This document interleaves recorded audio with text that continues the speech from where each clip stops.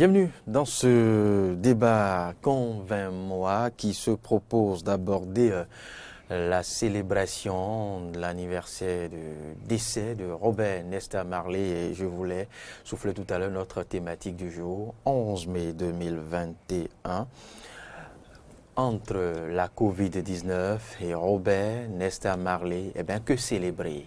Qu'est-ce que nous célébrons cette année quand on se rappelle encore que depuis plusieurs mois déjà, eh bien, la planète entière est à l'épreuve de la Covid-19 et puis tout à l'heure, comme à notre bonne habitude ou comme à leur bonne habitude, eh bien, les étudiants du campus universitaire d'Abomey-Calavi, sinon la communauté universitaire d'Abomey-Calavi tentera de célébrer comme d'habitude, comme chaque année, ce 11 mai, mais dans quel cadre, dans quel contexte? Et puis, quand on se rappelle encore de cette icône, de ce monument musical immatériel humain qu'est Robert Nesta Marley, que retient-on des messages que véhiculent ces morceaux et les pratiques peu orthodoxes que l'on observe au cours d'une certaine célébration, pas forcément au campus et ailleurs? Est-ce que c'est justement ce qu'il recommande de son vivant? Ce sont là quelques questions que j'aurai à poser pêle-mêle à mon invité. Il a nom, M. Djenotin Ardan-Prost. Il est communicateur. Avec lui, nous tentons de comprendre, bien évidemment, ce qu'il comprend, comment il appréhende cette célébration du 11 mai au Bénin. Et puis, je serai accompagné dans cet exercice par Arnaud Maury Agoua. Monsieur Djenotin, bonjour. Bonjour, mes chers journalistes. Et merci d'avoir accepté notre invitation. C'est moi. Merci de votre disponibilité. Maury Arnaud Agoua, on y va. Je vous le disais tout à l'heure. Vous avez insisté à y revenir encore tout à l'heure pour rendre hommage, un hommage mérité à cette grande figure de la musique, et plus précisément du genre musical reggae, qui nous a comblés à travers plusieurs sonorités. On pourra plus, on n'a pas des voix aussi langoureuses pour faire l'exercice, donc on va s'en tenir juste au message véhiculé par cette icône dans ces différents morceaux. Monsieur Djenotin, j'ouvre l'exercice avec vous.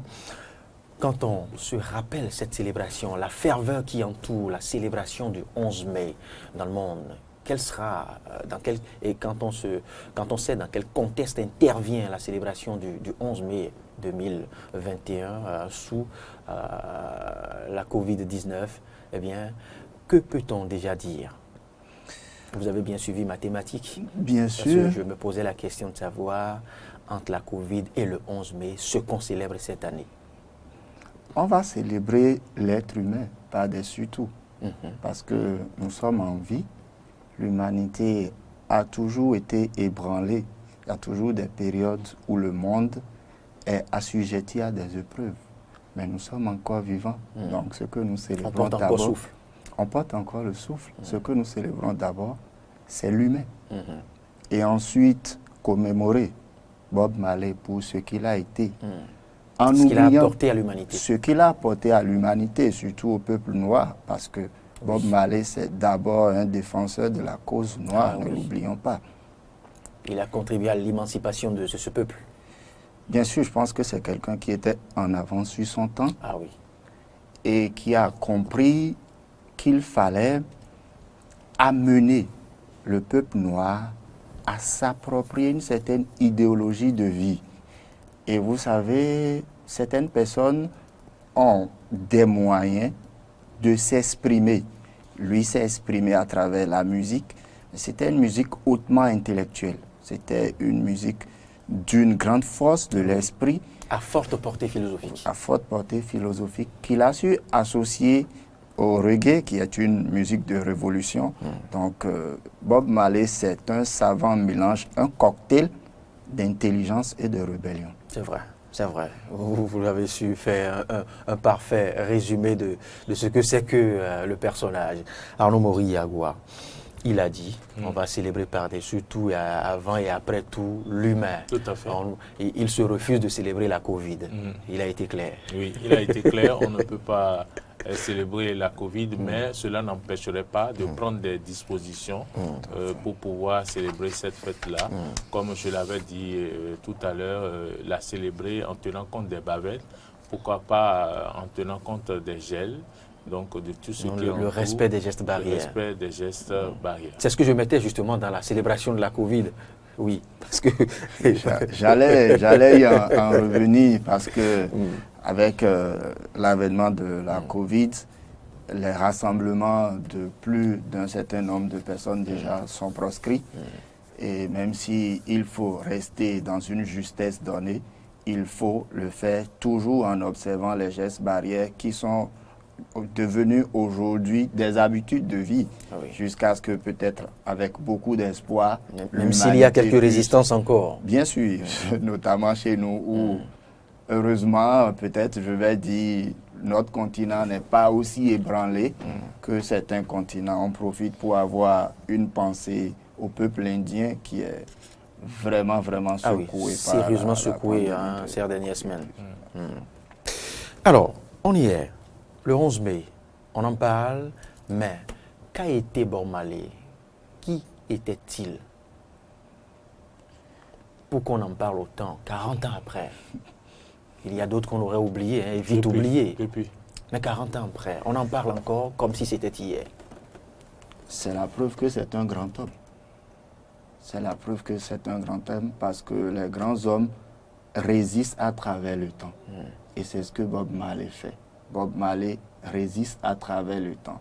Ce qui montre qu'il a atteint une dimension spirituelle qui est totalement au-dessus de ce qu'on a vu jusqu'à présent. C'est pour ça qu'il n'y a qu'un seul Bob Marley et que ses messages, sa musique voyagent à travers le temps. Et par-dessus tout, les gens se voient à travers lui.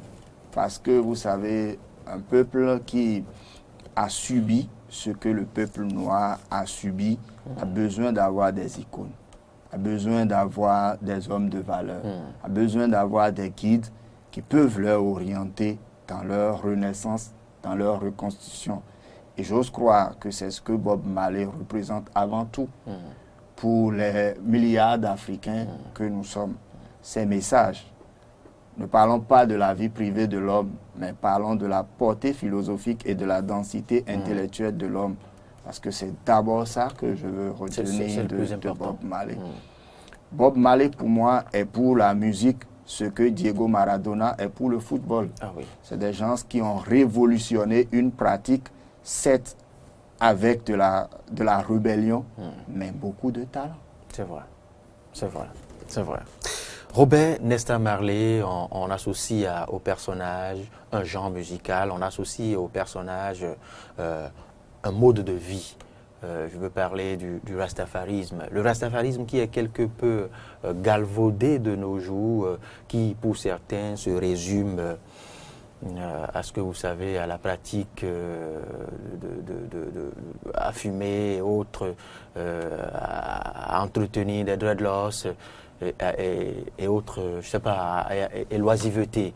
C'est ce que nous constatons. Pour certains, l'essentiel, c'est d'avoir les cheveux longs, fumer à longueur de journée et voilà, se livrer à de l'alcool et autres. Mais est-ce que c'est ce que cela devrait être, je sais pas, cette philosophie reggae? Pour les Rastafari, M. Dianotin, avoir les longs cheveux, ces cheveux permettent de communiquer avec Dieu. Il faut rappeler que Bob Marley quand même fut un grand fumeur. Est-ce que pour donc être disciple ou donc, du moins pour si l'on épouse bien sûr la philosophie de Bob Marley, est-ce que l'on devrait forcément être un fumeur? Est-ce que l'on devrait forcément avoir les dreads comme Bob Marley? Non, je ne pense pas. Pour moi, déjà, la portée de Bob Marley, je le dis, elle est mentale. C'est de l'intellect. Après, vous savez, Bob Marley est spécifique en son genre. Comme beaucoup de leaders, c'est des gens qui savent tirer profit de leur environnement. C'est des gens qui savent puiser. L'intelligence est une faculté d'adaptation.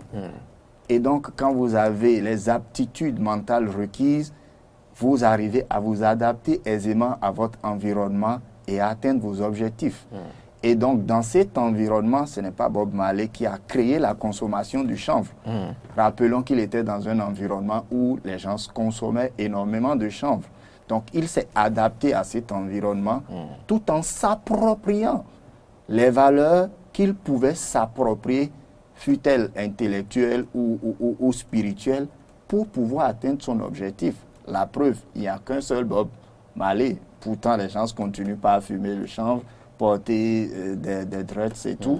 Mais personne, jusqu'à présent, n'a eu la profondeur des messages de Bob Marley. Donc, on peut aisément déduire que ce n'est ni la consommation excessive de chanvre, ni le port des dreads qui ont porté à Bob Marley son génie. Son génie est d'abord le fruit de son intellect et de son intelligence. Oui, mais la philosophie, je veux parler de la philosophie Rasta, reconnaît parfois, je dirais, le caractère thérapeutique, je ne sais pas, de la pratique de l'herbe.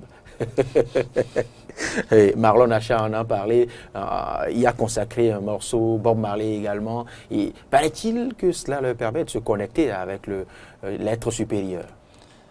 Bon, c'est une plante avant tout. Nous sommes dans le domaine de la science. Je ne suis pas médecin, mais je sais qu'il y a des plantes qui ont des propriétés scientifiques qui permettent au cerveau humain de se décupler ou d'aller vers une dimension donnée. C'est d'abord scientifique et c'est reconnu de par le monde que l'herbe a des vertus scientifiques qui peuvent permettre à l'individu notamment de rentrer en transe.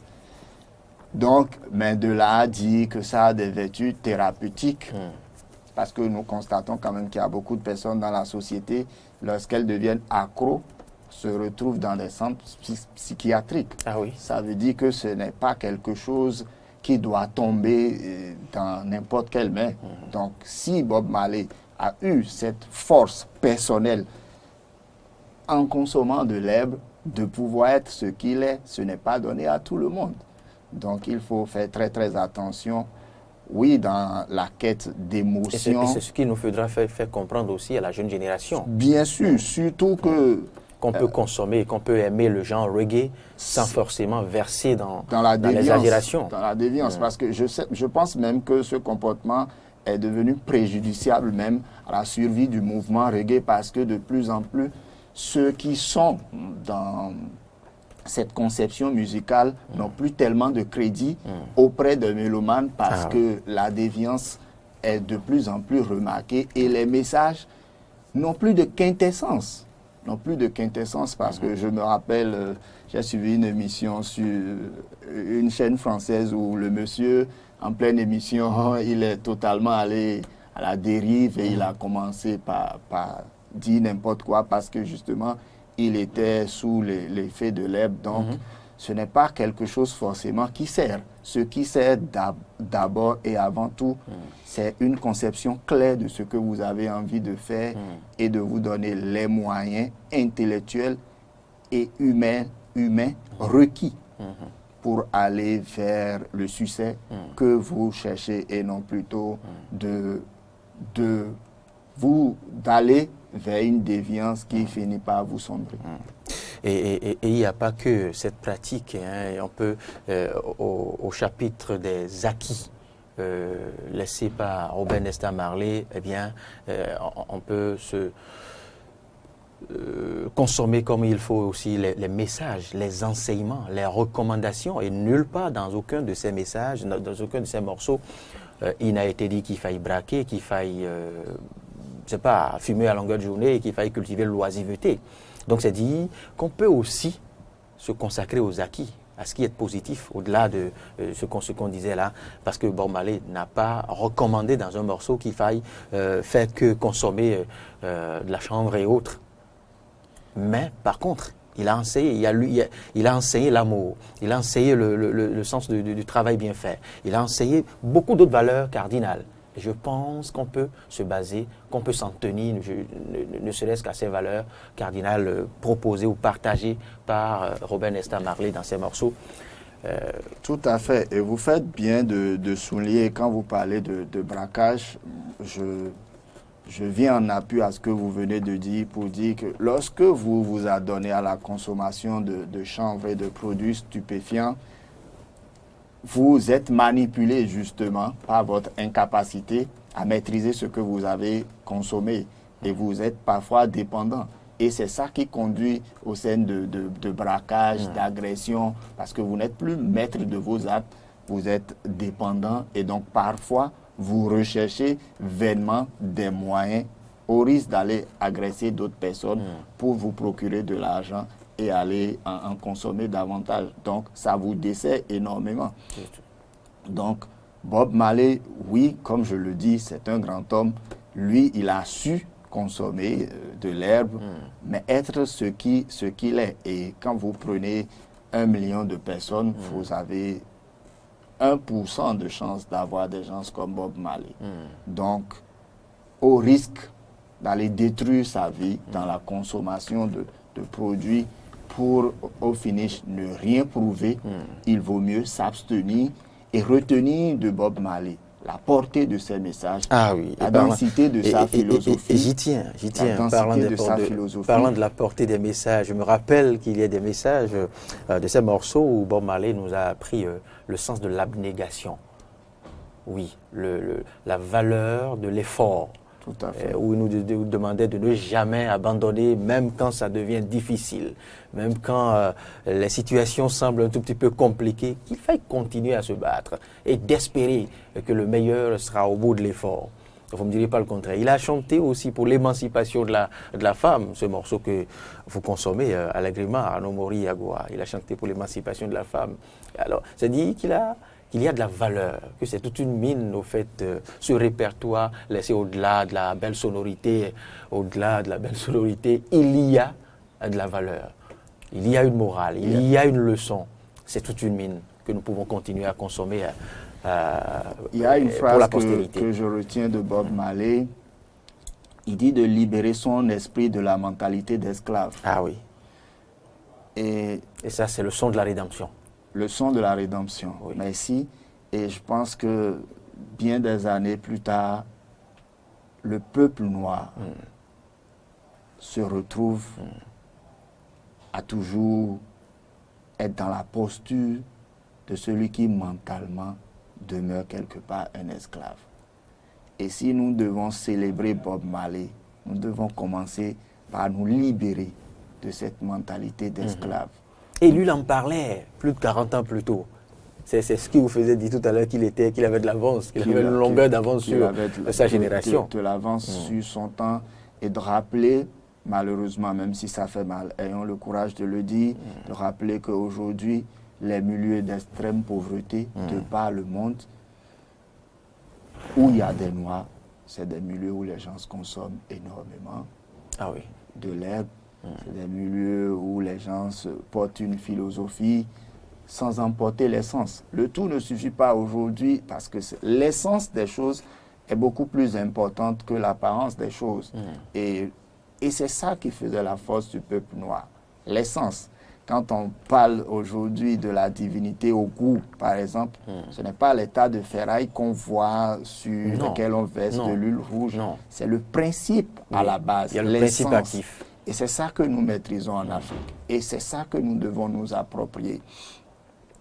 Il y a deux choses qui permettent à un peuple soit de se libérer, soit de rester éternellement un esclave. C'est l'éducation et la spiritualité. Et quand vous regardez un peu le parcours de l'Afrique, nos ancêtres avaient su mettre ces deux choses en une seule chose, l'initiation.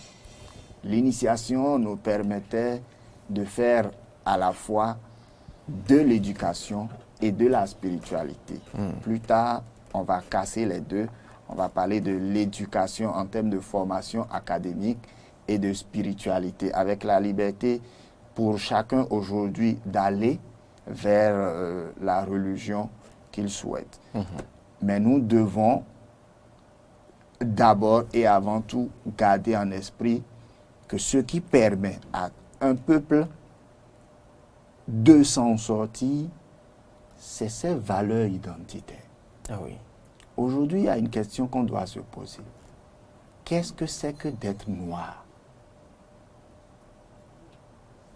Si je n'arrive pas à répondre clairement à cette question, ça veut dire qu'il y a un problème.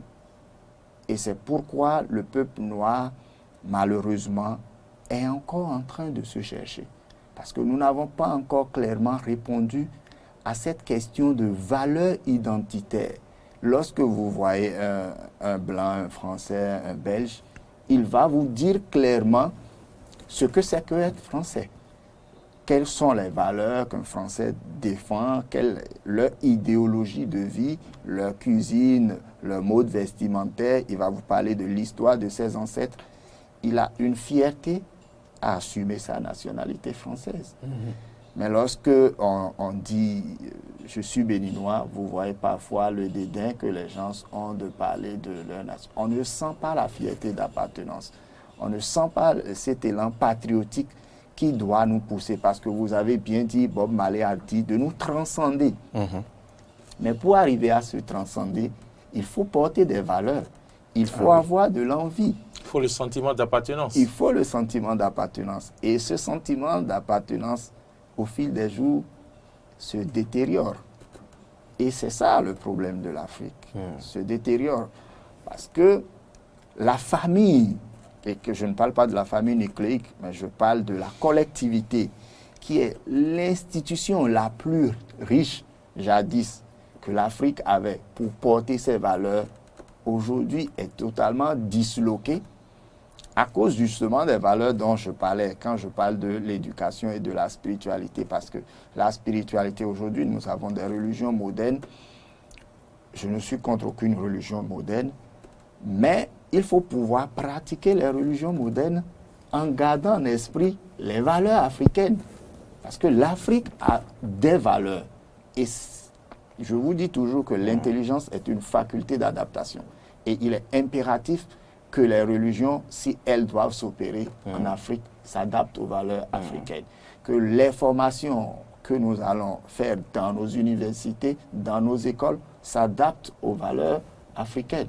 C'est comme ça que nous allons nous réapproprier la fierté d'être noir, la fierté africaine. Et c'est ça qui va nous permettre de nous dévouer davantage au développement de notre pays. Mais au-delà de la consommation béate de la sonorité, de la rythmique laissée par Robert Nesta Marley à vous suivre, est-ce qu'il ne serait pas temps qui, à travers des ateliers, colloques et autres, se consacrer aux leçons, aux messages, aux recommandations de Robert Nesta Marley à Nomoriagua? Recommandations, oui. C'est beau la musique, certes, mais les messages, pour tenter de nous les approprier davantage. Je pense que nous ne devons pas nous approprier les messages sans la musique. On peut se demander aujourd'hui, est-ce que la musique reggae n'est pas en train de mourir? Combien de personnes, combien d'artistes africains ont donc opté pour le reggae et continuent à travers leurs chansons à véhiculer des philosophies comme Bob Marley a eu à le faire. Et on peut en citer quelques-uns sur le continent. Et les jeunes aujourd'hui, est-ce qu'ils sont prêts donc à pratiquer cette musique-là, à donc réfléchir, à se mettre dans cette peau-là de Bob Marley et à donc faire passer des messages? Si cette musique disparaît, puisque c'est avec cette musique-là que Bob Marley véhicule ses messages, devrons-nous vouloir s'approprier ces messages-là et laisser la musique de côté? Je ne pense pas. Et je ne pense pas que c'est M. Djanotin qui dira le contraire. Les deux, oui, mais plus, vous savez, la musique, nous sommes déjà appropriés la musique, nous la consommions depuis des années et ça ne cessera pas. Mais maintenant, puisqu'on n'a pas encore complètement intégré, compris à sa juste valeur les messages, parce que quand je suis certain, au-delà, en dehors de Tiken Jah Fakoly et autres, Quand je suis Alpha Blondy et autres, quand je suis certains jeunes arborer simplement les couleurs reconnues du reggae, se coiffer, laisser des dreadlocks, et qui résument au fait la pratique du reggae, la pratique du rastafarisme à cette couleur et dreadlocks, je me dis qu'il reste à faire. Bien sûr, oui. Bien sûr qu'il reste beaucoup. La pratique va au-delà des couleurs, va au-delà des chapeaux et des habits. Bien sûr qu'il reste beaucoup à faire. Vous savez, Michael Jackson est enseigné dans les universités. Il y a des gens qui sont spécialistes de Michael Jackson. Ils l'ont étudié dans les universités. C'est pour vous montrer la différence entre les pays où ça marche ou les pays où ça piétine. C'est une question de projet civilisationnel. Il faut que le peuple noir se dote d'un projet civilisationnel conséquent. Si nous ne nous dotons pas d'un projet civilisationnel conséquent, nous n'allons pas avoir la nécessité d'étudier des gens comme Bob Marley. Parce qu'il faut qu'on les étudie. Oui, les étudier, on ne va pas les étudier en les sortant du cadre de leur musique. Non. Mais aujourd'hui, il y a aussi quelque chose qu'il faut voir en face. Le côté péjoratif du reggae fait que certaines personnes n'ont plus envie d'aller vers ça. C'est-à-dire que quand vous ne vous identifiez pas à travers une idéologie donnée, vous perdez la quintessence du message juste parce que l'apparence ne vous plaît pas. Et ça, il faut pouvoir aussi y remédier en montrant Bob Marley sous une autre facette lors des colloques, des ateliers, des conférences où il faut pouvoir, au-delà de l'homme, au-delà de la musique, montrer la quintessence des messages qu'il portait à l'humanité et notamment au peuple. Je le pense. Nous citons Ronald Reagan, nous citons les grands noms Martin Luther King, et je pense que Bob Marley a rang aussi de citations au cours de grands colloques, lors des grands concerts des nations. Ce n'est pas Arnaud Mori-Agua qui me dira le contraire. J'ai connu des mémoires et des thèses qui sont en instance sur les messages de Alekbe Raoult et autres. Voyez-vous, donc c'est ici le lieu d'intéresser la jeune génération à des recherches approfondies sur ce qu'a laissé, sur l'héritage. Je veux parler de l'héritage sémantique de ces morceaux, des messages de ces morceaux qui dépassent bien évidemment les frontières de la simple fumée, des dreadlocks et autres. Arnaud Mori-Agua, ce sera tout pour ce petit échange sur l'héritage, l'immense héritage de Robert Nesta Marley, même si on s'est fendu d'une petite thématique polémique entre Bob Marley et la Covid, que célébrer. Vous l'avez bien situé au départ, que la Covid n'est pas à célébrer, mais qu'il faille célébrer Bob Marley avec la Covid, tout en respectant les gestes barrières. Et moi, je nous invite aussi, en dehors des concerts aussi, à réfléchir à ce qu'a laissé Bob Marley, à ce qu'a dit Bob Marley, à ce qu'a incarné Bob Marley, justement, en dehors des concerts, bien évidemment. C'est aussi cela. Le sens des recherches, c'est aussi cela, pour laisser quelque chose aussi à la postérité. Maury. Je voulais dire qu'on est Fodi Loris d'abord. Je pense que vous avez donc fait le tour de l'horizon en ce qui concerne Bob Marley. Et donc, on a donc parlé des messages qu'il véhicule. Aujourd'hui, faut-il donc faire comme Bob Marley? Faut-il essayer de faut-il donc fumer autant avant donc d'incarner Bob Marley, avant donc d'épouser sa philosophie? Et on a dit que non, que ce n'est pas ce qu'il faut. Et c'était un plaisir d'avoir reçu sur ce plateau. Peut-être que ça peut paraître faux, mais est-ce qu'on ne peut pas être un reggaeman en costume, un reggaeman sans dreadlocks, mais un reggaeman confumé? C'est avant et d'abord tout dans la tête. En tenue normale, sans dreadlocks, sans ganja, sans rien du tout, mais incarner les valeurs du rastafarisme et du reggae. C'est aussi des questions qu'on se pose. Monsieur Djerontin Prost Ardent, merci franchement pour votre disponibilité. Nous vous retrouverons pour d'autres tribunes pour aborder des thématiques d'ordre panafricain, à lire dans les lignes vos exposés. On comprend qu'on peut vous solliciter davantage, enfin, si votre agenda le permet, bien évidemment. Et merci à notre cher ami Marc Goudjanou et Roland Toninkes qui nous ont aidés à vous avoir.